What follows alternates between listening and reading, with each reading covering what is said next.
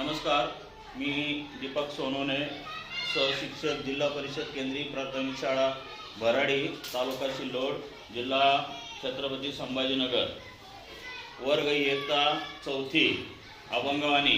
मित्रांनो, आपण मागच्या पाठाला आपण बघितलं की संतांनी या समाज व्यवस्था निर्माण करण्यासाठी, समाजाला चांगल्या विचाराची पेरणी देण्यासाठी काय काय केले.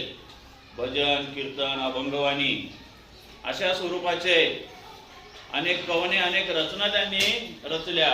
संत कबीराचे दोहे आज आपण बघतोय. गाडगे महाराजांनी या समाज व्यवस्थेवर, अंधश्रद्धेवर प्रहार केला. गाडगे महाराज एका ठिकाणी म्हणतायत की देवाला नवस बोलून देव तुम्हाला प्रसन्न होणार नाही, पण देवाच्या अंतरंगामध्ये असलेली भावना, देवाच्या अंतरंगामध्ये असलेले गुण जर आपल्या हृदयामध्ये आपण घेतले तर निश्चितपणे तुम्ही माणसं सुद्धा देव होता. म्हणून माणसाने माणसासाठी कार्य केलं पाहिजे. समाज जागृतीसाठी, या समाजाला कुठेतरी दिशा देण्यासाठी कार्य केलं पाहिजे. साने गुरुजी म्हणतात, खरा तो एकच धर्म जगाला प्रेम अर्पावे. एकच धर्म खरा आहे की जगाला प्रेम. प्रत्येकाने जर प्रत्येकावर प्रेम केलं, प्रत्येकाने प्रत्येकाच्या मनामध्ये, आपल्या हृदयामध्ये, आपल्या हृदयातलं स्थान जर निर्माण केलं तर अवघं जग हे सुंदर होऊन जाईल. जेव्हा हे जग सुंदर होईल, जगातील प्रत्येक माणसं सुंदर होतील, तेव्हा या जगामध्ये असहिष्णुतावाद म्हणजे आतंकवाद हा राहणार नाही. हे शिकण्यासाठीच, ही समाज व्यवस्था घडवण्यासाठीच संतांनी अहोरात्र प्रयत्न केले. संत गाडगे महाराज ज्या ज्या गावामध्ये जायचे, दुपारच्या वेळेस जायचे, हातामध्ये खराटा घ्यायचे आणि मंदिराचा, गावातील परिसर ते झाडून स्वच्छ करायचे. लोक त्यांना विचारायचे की बाबा, कारण गाडगे महाराजाचं वेशांतर, अवतार हा कोणाला बी एखाद्या चांगल्या व्यक्तीसारखा वाटायचं नाही. त्यांचा विचित्र पेहराव, हातामध्ये गाडगं, धोती, अशा स्वरूपाचा त्यांचा अवतार असायचा. लोक त्यांना म्हणायचे, अरे बाबा तू कोण आहेस? गाडगे महाराज फक्त शांतपणे त्यांच्याकडे पाहायचे, स्मित असे करायचे. कुणीतरी बाबाचा, गाडगे महाराजच्या लोकांना सांगायचं, कुणीतरी बाबा यायला आणि संध्याकाळच्या वेळेस या मारुतीच्या पारावर कीर्तन करणार आहे, म्हणून मी हे अंगण, मी हा परिसर, हे गाव, या गल्ल्या या स्वच्छ करत आहे, असं गाडगे महाराज त्या लोकांना सांगायचे. जेव्हा संध्याकाळी तेच गाडगे महाराज त्या कीर्तनाच्या स्टेजवर उभे राहून लोकांना उपदेश करायचे, तेव्हा लोकांची बोटं आपोआप तोंडात जायची आणि सगळ्यांचं विचार त्यांना आवडायचे की खरंच आपण किती अंधश्रद्धेमध्ये बरवटलेलो आहोत. अंधश्रद्धे, आता बघा, आपल्या गावातील मंदिराचा कळस हा सोन्याचा असतो, पण आपल्या शाळेचं छत हे फाटलेलं असतं, गळकं असतं. अरे विचार करा मित्रांनो, ज्या शेतकऱ्याचं घर गळत असताना तो शेतकरी म्हणतो, अरे पावसा मला दान दे, माझं शेत भिजू दे, इतरांचं शेत भिजू दे. या भिजलेल्या शेतामध्येच माझ्या माणसाचं पोट आहे, माझ्या माणसाची भाकर आहे, अशी भावना तो शेतकरी निर्माण करतो. स्वतःची झोपडी गळत असताना तुम्ही पावसाला दान मागाल का? पण शेतकऱ्यांमध्ये असलेली भावना, कारण समाज जागा करण्याची भावना असते, त्या काळामध्ये सुद्धा संतांनी समाजाला जागृत करण्याचं कार्य केलं. गाडगे महाराज म्हणतात की मंदिरं बांधून तुमची पिढी सुधारणार नाही. तुमची पिढी कशाने सुधरेल? जेव्हा तुम्ही शाळेमध्ये चांगलं, आपल्या मुलांना चांगल्या शिक्षणाच्या संध्या निर्माण करून द्याल, तेव्हा तुमची पिढी, या समाजाची पिढी ही सुधरेल, शिकेल आणि चांगल्या समाजाची एक चांगली सुसंस्कृत पिढी जर गावात निर्माण झाली तर निश्चितपणे हा समाज पुढे चालून या सामाजिक व्यवस्थेची घडी, या सामाजिक व्यवस्थेची पिढी ही अत्यंत सुंदर अशी गुलाबाच्या फुलासारखी होऊन जाईल. गुलाबाच्या फुलाचं जर उदाहरण घेतलं, काटे अंगावर घेऊन ते फूल फुलतं आणि जगाला सुगंध देतो. टवटवीत फुलाकडे जर आपण बघितलं तर ते फूल जगाला सुगंध देतो. अशा पद्धतीने संतांनी केलेल्या कार्यावर आज आपल्याला या ठिकाणी, या पाठामध्ये प्रकाश टाकायचा आहे. संतवाणी आपण या ठिकाणी बघणार आहोत. संत तुकाराम महाराजाचा अभंग आपण या ठिकाणी निवडलेला आहे. तो अभंग असा आहे, अर्थविना पाठांतर कासाया धरावे करावे, अर्थविना पाठांतर कासाया करावे. अरे जरा अर्थच नाही आहे असं पाठांतर तुम्ही करणार आहे का? याचा शब्दशः अर्थ असा नाही ज्यामध्ये कसलाही फायदा नाही अशा गोष्टी तुम्ही करू नका. ज्याच्यापासून समाजाला तुम्हाला स्वतःला काही उपयोग नाही अशा गोष्टी तुम्ही करू नका. ज्याच्यापासून तुम्हाला आणि समाजाला काहीतरी उपयोग आहे अशा गोष्टी तुम्ही करा. शब्दाचा अर्थ असा आहे, पण आपण वेगळ्याच मार्गाला चाललेलो आहोत. हे संत तुकाराम महाराजांनी त्या ठिकाणी सांगितलेले. संत तुकाराम महाराज हे सावकार होते, खूप प्रचंड पैसा होता, खूप गडगंज संपत्ती होते. पण जेव्हा हा समाज उपाशी मरत होता, अन्नाच्या कणासाठी जेव्हा तो समाज आयुष्याशी झगडत होता, त्या टायमाला संत तुकाराम महाराजांनी त्यांच्या वाड्याचे दरवाजे उघडे करून दिलेत, मोकळे करून दिलेत. तुम्हाला माझ्या घरातून जेवढं, माझ्या वाड्यातून तुम्हाला जेवढं नेता येईल तुमच्या पोटासाठी तेवढं तुम्ही घेऊन जा. सगळी संपत्ती तुकाराम महाराजांनी वाटून दिली. आजचे संत असे म्हणतील का? आजचे संत म्हणतात येऊ द्या किती येऊ द्या, स्वार्थी बनलेले आहेत. पण त्या काळाचे संत निस्वार्थपणे त्यांनी समाजाची सेवा केली. म्हणून त्यांची अभंगवाणी, त्यांचे विचार आजही या काळापर्यंत आज आपण अभ्यासतोय. असे अनेक संत या महाराष्ट्राला लाभलेले आहेत आणि या संतांच्या परंपरेतून हा महाराष्ट्र उभा राहिलेला आहे. आणि उभं करायचंय. व्यर्थेची मरावे गोकुनिया. किती काम केलं तुम्ही, त्या कामामधून काही सार्थ नाही. असं काम निवडा, असं काम हाती घ्या की ज्या कामातून या समाजाला काहीतरी देता येईल. तुम्ही कितीही प्रयत्न केला तरी असे काम तुम्ही करू नका. तुकाराम महाराज म्हणतात, सोडून या काय बेगे अर्थ पाय. कितीही तुम्ही काही केलं, ज्या कामाचं उपयोजन समाजासाठी होईल असेच कार्य तुम्ही करा. विनाकारण कार्य करू नका. सांगायचा भावार्थ असा आहे की तुम्ही दुसऱ्याला जर त्रास दिला तर तो तुम्हाला त्रास देईल. तुम्ही प्रेमाने जर समोरच्या व्यक्तीशी दोन शब्द बोलले तर समोरचा व्यक्ती सुद्धा तुमच्याशी त्याच अस्मितेने, त्याच प्रेमाने बोलेल. म्हणून प्रेम द्यावे सदा सर्व काळ तुम्ही प्रेमाने हसत राहा, प्रेम देत राहा. प्रेमानेच हा समाज उभा राहील. प्रत्येकामध्ये प्रेम केले या समाजात एक प्रेममय घडी निर्माण होईल. साधू संतांनी कधी समाजामध्ये, कधी माणसामध्ये, माणुसकीमध्ये भेदाभेद निर्माण केली नाही. हा अमक्या जातीचा, तो टमक्या जातीचा, हा काळा गोरा, कधी साधू संतांनी भेद केला नाही. फक्त संतांना एकच जात माहित होती, माणुसकीच हा धर्म. या पृथ्वी तलावर जन्मलेले सर्वच ही माझं माणसे आहेत आणि त्या माणसाच्या अंतरंगामध्ये जेव्हा मी स्वतःला शोधेल तोच खरा धर्म निर्माण होईल. ही प्रेरणा, ही भावात्मक विचार श्रेणी त्यांनी त्या ठिकाणी निर्माण केलेली आहे. म्हणून त्या संतांचे विचार आज सुद्धा आपल्यामध्ये जागृत आहे. छत्रपती शिवाजी महाराजांनी एका धर्मासाठी, एका समाजासाठी कार्य केलेले नाहीये. म्हणून आज 19 फेब्रुवारीला संपूर्ण महाराष्ट्रामध्ये, नव्हे भारतात, जगात छत्रपती शिवाजी महाराजांची जयंती साजरी होते. समाजाला चांगले विचार देणारे लोक अजरामर होतात, मेल्यानंतरही ते जिवंत राहतात.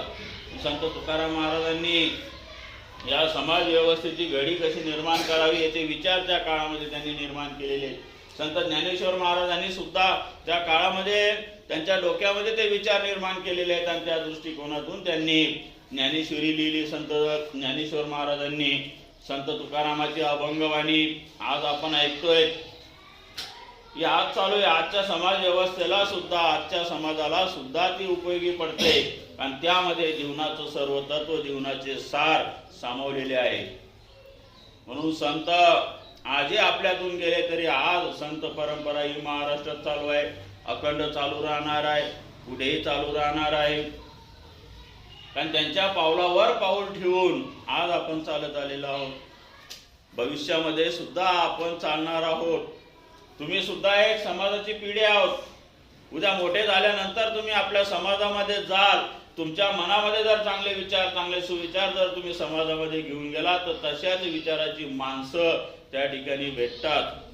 आणि अशा विचाराची माणसं जर जोडत गेली, अखंड साखळी निर्माण होते, अखंड नद्या निर्माण होतात आणि त्याच नद्याचा एक सागर निर्माण होतो. आणि जेव्हा या समाजाचा चांगल्या विचाराचा सागर जेव्हा निर्माण होईल त्यावेळेस या देशामध्ये गरीब श्रीमंत भेदाभेद राहणार नाही, जातीभेद राहणार नाही, माणसा माणसामध्ये द्वेष राहणार नाही, माणसा माणसामध्ये वैरत्व राहणार नाही. एका चांगल्या विचाराने, चांगल्या साखळीने, चांगल्या वाटेने हा समाज चालेल. पण जेव्हा तुम्ही आज तयारी करा की उद्या कोणाच्या वाटेमध्ये जर काटे असतील तर ते उचलून मी बाजूला टाकण्याचं काम. जे वाटेमध्ये असलेले काटे म्हणजे कोणते काटे? हे बोरी बाबळीचे काटे नव्हे, तर ते काटे कोणते? आपल्या विचाराचे काटे. कारण तुम्ही एक चांगल्या विचाराने बाहेर निघालात आणि वाईट विचाराचा व्यक्ती जर तुमच्या समोर आला तर त्याच्या मनाचं परिवर्तन करण्याचं शक्ती, करण्याचे विचार तुमच्यामध्ये जर असले तर तुम्ही या समाजाला चांगल्या पद्धतीने मार्गदर्शन करू शकता, चांगली एक प्रेरणा देऊ शकतात. असे विचार संतांनी निर्माण केले. कारण तो काळ खूप अंधश्रद्धेनं बरबटलेला काळ होता. सावित्रीमाई फुले जेव्हा शाळेमध्ये जायची, 7 मुली तिच्या शाळेमध्ये होत्या. जेव्हा ती शाळेमध्ये मुलींच्या शिक्षणासाठी 1853 साली पहिली शाळा तिने निर्माण केली पुण्यातील भिडेवाडी या ठिकाणी.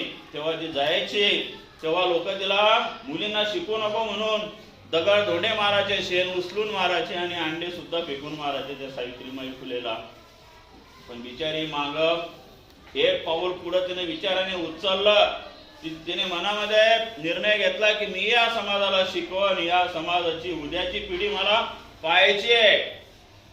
माझ्या मुली शिक्षणापासून कोणीही वंचित राहू नये, या मुलींनी शिकलं पाहिजे. म्हणून तिने स्वतः किती अंगावर चिखलफेक झाली तरी ती शिकली. घरून निघायची तेव्हा 2 साड्या घ्यायची सावित्रीमाई फुले. एक साडी आपल्या बरोबर ठेवायची आणि शाळेत गेल्यानंतर जी भरलेली साडी असायची तिथं साडी बदलायची आणि त्या मुलींपुढं शिक्षणासाठी शिक्षिका म्हणून उभी राहायची. पुण्यातील भिडेवाडीमध्ये त्या ठिकाणी उभं राहायची. आज जर सावित्रीमाई फुलेनं जर स्वतःला त्रास करून घेतला नसता, स्वतःच्या अंगावर दगडफेक, चिखलफेक झेलली नसती तर आज या महाराष्ट्रामध्ये नव्हे भारतामध्ये मुली घरीच राहिल्या असत्या. चूल आणि मूल म्हणजे घरातील उंबरठ्याच्या बाहेर त्या मुली पडत नव्हत्या. त्या काळात तो काळ असा होता की मुलींना घराचा उंबरठा ओलांडता येत नव्हतं.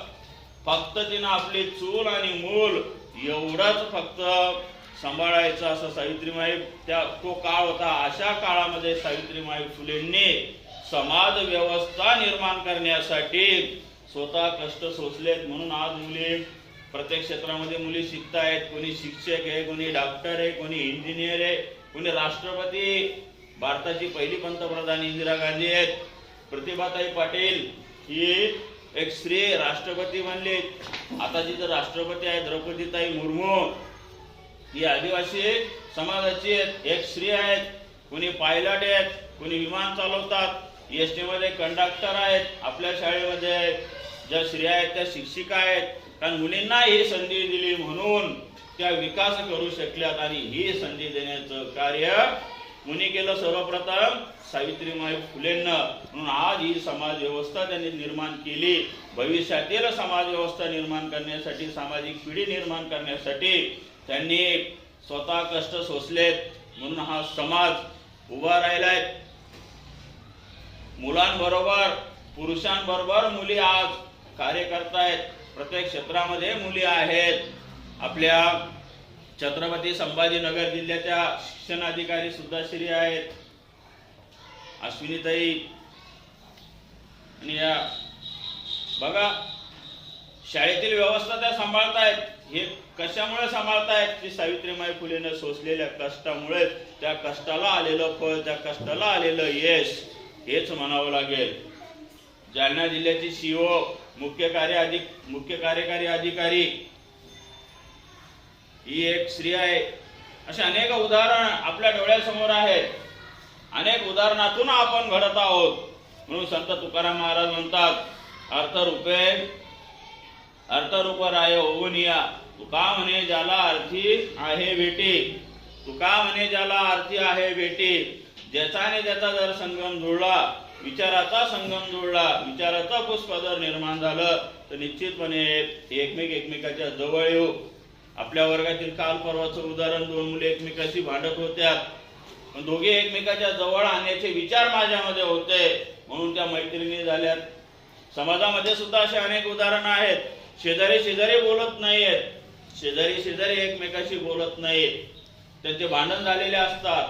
अरे तुम्ही शेजारी, शेजार धर्म आहे, एकमेकाच्या मदतीला सर्वात पहिले धावून येणारे शेजारी असतात. म्हणून एकमेकाशी जर तुम्ही प्रेमाने गोड बोललात, समोरचा भांडलात, पण तुम्ही जर त्याच्याकडे पाहून हसलात, तर त्याच्या अंतरंगामध्ये सुद्धा कुठेतरी एक आपल्याविषयी आपुलकीची भावना निर्माण होते. आणि ती भावना निर्माण करण्यासाठी आपल्या मनामध्ये चांगले विचार असतील, चांगली प्रेरणा असतील, तर आपण निश्चितपणे हे जग जिंकू शकतो.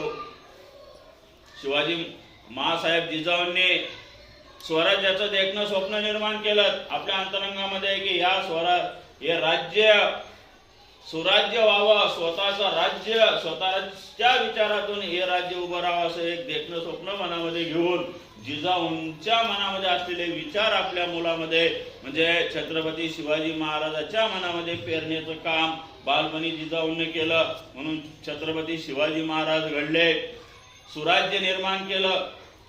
असे विचारातून सगळे उभे राहिलेत.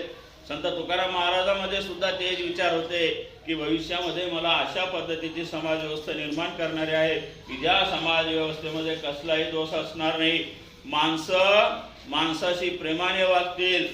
पहा, संत तुकाराम महाराजांचे अनेक अभंग आहेत. एकेका अभंगावर आपल्याला 4-4, 5-5 दिवस बोलता येईल, एवढा अर्थ त्यामध्ये सामावलेला आहे. आणि त्या सामावलेल्याच अर्थामधून संत तुकाराम महाराजांनी ही व्यवस्था निर्माण केली. संत तुकाराम महाराज म्हणतात, आम्हा घरी धन शब्दाचीच रत्ने, शब्दाचीच शस्त्रे यत्ने करू. आम्हा घरी धन शब्दाचीच यत्ने, शब्दाचीच शस्त्रे. म्हणजे आमच्या घरी शस्त्र नको आहेत, आमच्या घरी धन कशाचं आहे? शब्दाचं धन आहे, विचाराचं धन आहे. म्हणून या विचारातून हा समाज उभा राहिला तर निश्चितपणे एक दिवस हा समाज सहिष्णुतावादी होईल. समाजामध्ये एकमेकाच्या मनामध्ये द्वेष राहणार नाही, एकमेकाच्या मनामध्ये कपट राहणार नाहीये. सर्व आपण भाऊ, आपण रोज प्रार्थना म्हणतो, प्रतिज्ञा म्हणतो, भारत माझा देश आहे, सारे भारतीय माझे भाऊ बंधू आहे. पण घरी गेल्यानंतर हा तिकडच्या दारी ना हा इकडच्या दारी, घरामध्ये सुद्धा 4-5 लोक असले, व्यक्ती असले, तर एकमेकाचे विचार एकमेकाला जुळत नाही. म्हणून आजपासून आपण असं एक निश्चित करू, संत तुकाराम महाराजांच्या अभंगवाणीतून आज आपण उद्याचा समाज आपण निर्माण करू. हेच आपण या ठिकाणाहून घेऊन जायचंय असं मला वाटतं, अशी माझी अपेक्षा, अशी माझी इच्छा आहे.